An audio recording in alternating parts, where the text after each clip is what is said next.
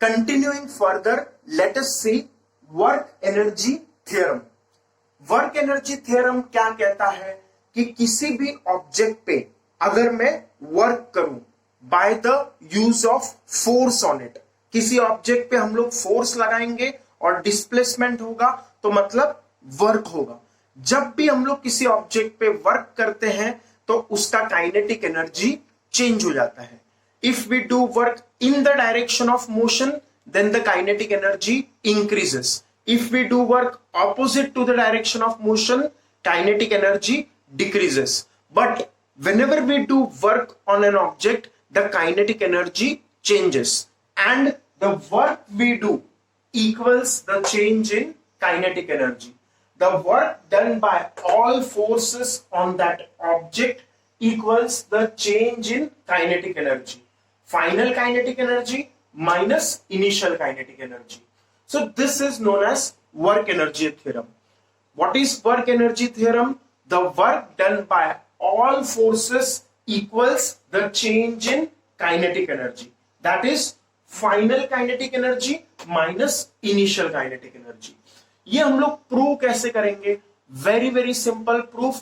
पहले हम लोग सिंपल प्रूफ ले देते हैं विदाउट इंटीग्रेशन, इंटीग्रेशन के बिना। बाद में हम लोग इंटीग्रेशन के साथ same work energy theorem prove करेंगे।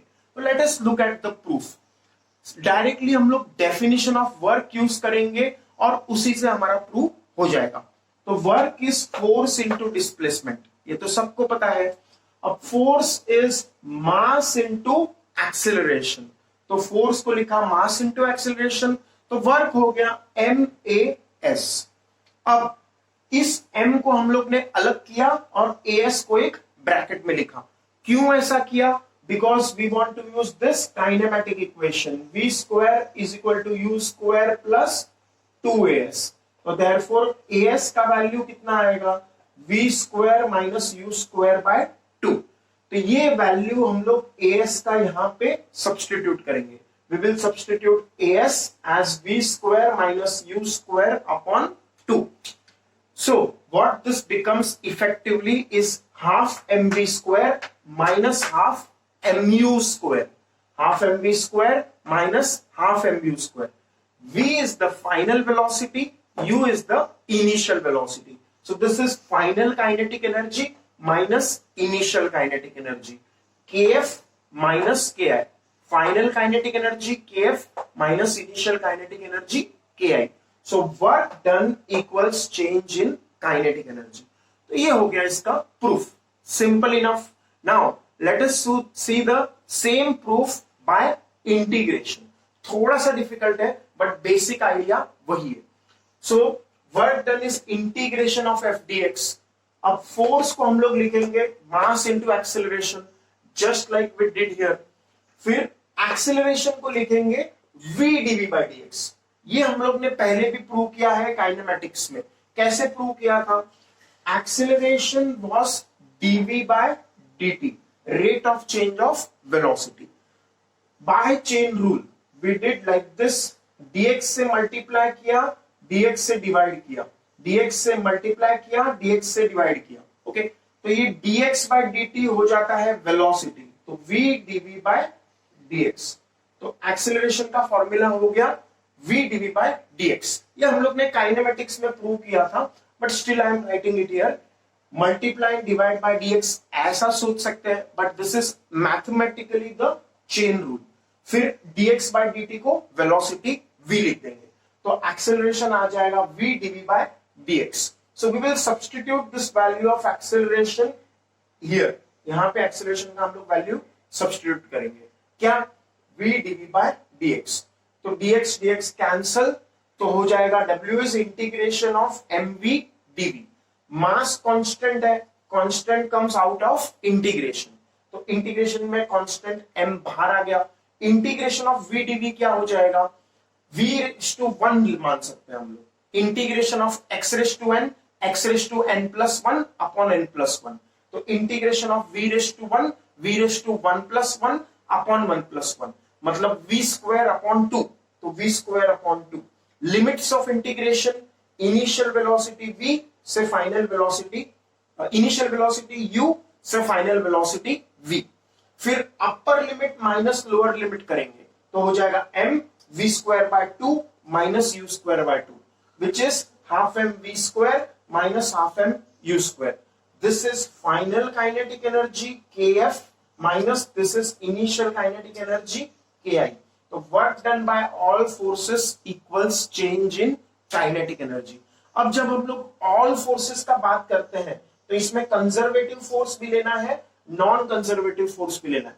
Both work done by conservative forces, जिसका एग्जांपल हम लोग ने देखा था ग्रेविटेशनल फोर्स, फिर electrostatic force, magnetic force, all those were conservative forces. Non conservative forces example friction, air resistance, तो those are non conservative forces. सब फोर्सेस के कारण वर्क लेना है, that equals change in kinetic energy. So this is the work energy theorem. Next, we will see what we learned in school, the conservation of energy, law of conservation of energy. ये तो simple है, total mechanical energy is constant. Mechanical energy मतलब कौन सा energy? Potential energy and kinetic energy. तो mechanical energy का मतलब है potential energy, जिसको हम लोग ने symbol लिखा U. Potential energy का symbol हम लोग ने क्या लिखा? U. काइनेटिक एनर्जी का सिंबल क्या लिखा? K। और A पॉइंट पे, at a point let us से A पॉइंट पे पोटेंशियल एनर्जी UA दिखाया हमने, A पॉइंट पे काइनेटिक एनर्जी KA दिखाया, B पॉइंट कोई और पॉइंट B, वहां पे potential energy UB, kinetic energy KB।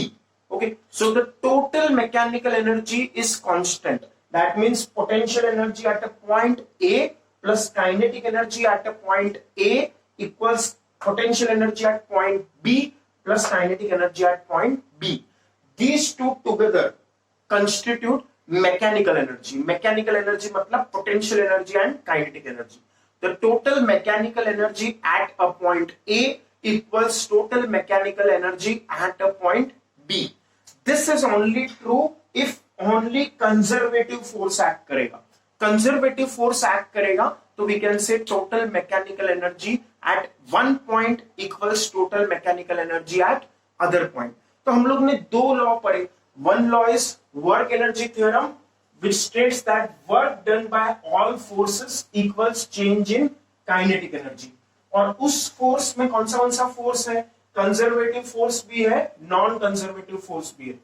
And दूसरा हम लोग ने पढ़ा conservation of energy, total mechanical energy at a point A equals total mechanical energy at another point B। Okay, so this is the two theorem or the laws which we need to remember when we apply law of conservation of energy। तो हमें याद रखना है कि सिर्फ conservative force act करने चाहिए, non conservative force act नहीं करने चाहिए या उनके कारण कोई वर्क नहीं होना चाहिए। Okay, so let us take example. एक बॉल है हमारे पास, मान लो A पॉइंट से नीचे गिर रहा है B पॉइंट पे। ओके, बॉल ऊपर से नीचे गिर रहा है B पॉइंट पे, कितना हाइट नीचे जाएगा? h। तो we have to find the velocity at point B। हम लोग को क्या निकालना है? Velocity at point B। We have to find the velocity at point B। So what will we do? We can apply either of the two theorems, या तो work energy theorem use कर सकते हैं या तो कंजर्वेशन ऑफ एनर्जी कर सकते हैं। First let us apply conservation of energy. Conservation of energy से कैसे करेंगे हम लोग? Energy at point A equals energy at point B। Okay, कौन सा एनर्जी है? मैकेनिकल एनर्जी में we have potential energy UA and kinetic energy KA। ये A पॉइंट का है, potential energy at A plus kinetic energy at A equals potential energy at B plus kinetic energy at B। B point को हम लोग ने ground पे माना, कहां माना? ग्राउंड पे। तो पोटेंशियल एनर्जी ग्राउंड पे कितना होता है? 0। तो UB का वैल्यू कितना है? Potential energy eight ground is 0। Potential energy ground पे कितना होता है? 0, क्योंकि ग्राउंड पे हाइट 0 है। और पोटेंशियल एनर्जी का फॉर्मूला हम लोग ने देखा था पिछले सेक्शन में, mgh, इसका डेरिवेशन भी देखा था।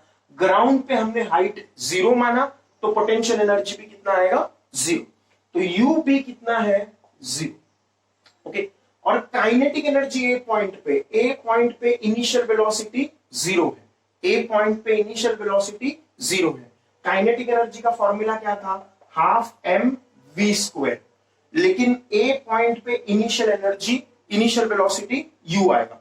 What is the initial velocity of this object, ये मान लो ऑब्जेक्ट है हमारे पास ए पॉइंट पे, ए पॉइंट से हम लोग ने छोड़ दिया, तो initial velocity at point A is zero, तो वेलोसिटी जीरो है तो काइनेटिक एनर्जी जीरो होगा, तो kinetic energy at A point zero, तो kinetic energy at A point zero.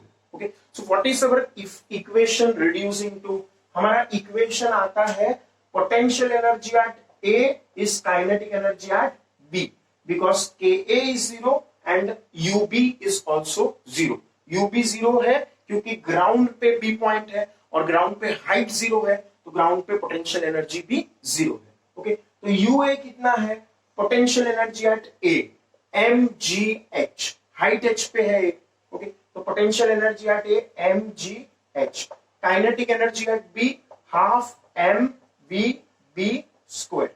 Okay, M M cancel, तो वी बी स्क्वायर आएगा 2gh, V B आएगा square root of 2gh। ये हम लोग ने काइनेमेटिक इक्वेशन से भी प्रूव कर सकते हैं by using v square is equal to u square plus 2as। v square equals u तो जीरो है plus 2a, a is minus g, displacement is minus h, तो v स्क्वायर आ जाएगा 2gh, तो v आ जाएगा root of 2gh। okay, so that is how we can prove by kinematic equation, this is how we can prove by conservation of energy, and now let us see the same answer if we get by work energy theorem। work energy theorem से भी same answer ही आएगा। so let us try to prove this by work energy theorem। work energy theorem क्या है, work done by all forces equals change in kinetic energy। यहाँ पे लिखा हुआ है work done by all forces is change in kinetic energy, तो work done by all forces is change in kinetic energy। कौन से फोर्स इन्वॉल्व है इस ऑब्जेक्ट पे, ग्रेविटेशनल फोर्स mg, तो work done by gravitational force equals change in kinetic energy. Change in kinetic energy मतलब final kinetic energy minus initial kinetic energy, so K F minus K I. Okay, तो work done by gravitational force कितना है, work done is force into displacement. Okay, तो K F final kinetic energy half M V square minus initial kinetic energy half M U square. Initial velocity object का कितना है, A point पे initial velocity कितना है, zero, तो ए point पे initial velocity zero है, तो इसलिए initial kinetic energy zero. Force कितना लग रहा है, mg, डिस्प्लेसमेंट कितना है, h। ओके, तो force is mg, displacement is h, तो ये हमारा हो जाएगा हाफ एम वी स्क्वायर, फिर से mm कैंसल, तो v square is 2gh, therefore v is square root of 2gh। तो by work energy theorem also we get the same answer। तो चाहे तुम प्रॉब्लम वर्क एनर्जी थ्योरम से करो या कंजर्वेशन ऑफ एनर्जी से करो या काइनेमेटिक इक्वेशन से करो, you will get the same value of velocity at point B. Physics में चाहे तुम कोई भी मेथड यूज करो, you should always arrive at the same answer, and by getting the same answer we have tested that work energy theorem is also correct, kinematic equation is also correct, and conservation of energy is also